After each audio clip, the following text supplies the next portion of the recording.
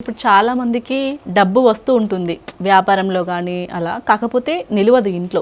So ఇంట్లో డబ్బు నిలవాలంటే ఎటువంటి మార్గాలు ఎంచుకోవాలంటారు? ధనం నిలవకపోవడానికి కారణాలు చాలా ఉన్నాయి. తెలిసిన రీజన్ ఏంటంటే నీది తన్నుమాలిన ధర్మం. ఇంట్లో ఉన్న ధనాన్ని అందరికీ ఇచ్చేసేస్తాం. ఏదో సహాయం అంటే అడిగితే అడిగిన వాడికి అంత అపాత్రదానం తెలుసుకోకుండా చేస్తే అది నేనైనా కావచ్చు, మీరే ఎవరైనా ఇబ్బంది పడతాం. అపాత్రదానం చేయకూడదు. యోగ్యుడికి ఇచ్చినా అది అపాత్రదానం కాదు. వాడు ఎప్పుడైనా సరే మనకి నమ్మకంగా ఉంటాడు. అయోగ్యుడికి ఇస్తే మొహం కూడా చూపాడు, ఫోన్ కూడా ఎత్తాడు. సో యోగ్యత ఎరిగి దానం చేయడం వల్ల ధనం ఇంట్లో నిలబడుతుంది. వీటికి అన్నిటికంటే ఇవన్నీ మనకి రకరకాల కారణాలు అవుతాయి.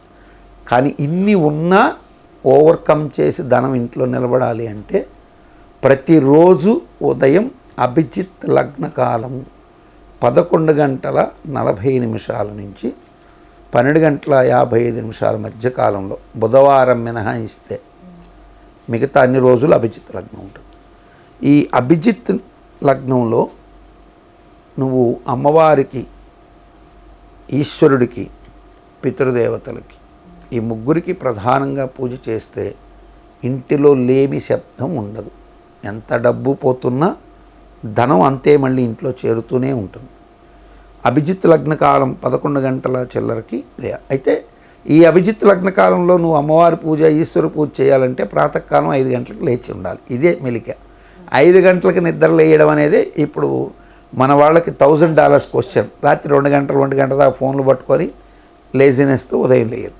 ఈ సింపుల్ దాన్ని ఓవర్కమ్ చేస్తే 5 గంటలకు లేచేసి తన నిత్యకృత్యం మొదలు పెట్టుకొని చక్కగా తన ఆఫీస్ పనులన్నీ చేసుకొని 11 గంటల సమయంలో మనం పూజకి అన్ని స్నానం చేసుకుని కూర్చొని ఈశ్వరుడికి అభిషేకం చేసి ఆ సమయంలో లక్ష్మీ పూజ చేసి అవి 2 అయిపోయిన తర్వాత పితృదేవతలు అంటే తల్లిదండ్రులు బతికి ఉన్నవాళ్ళు పెట్టకూడదు.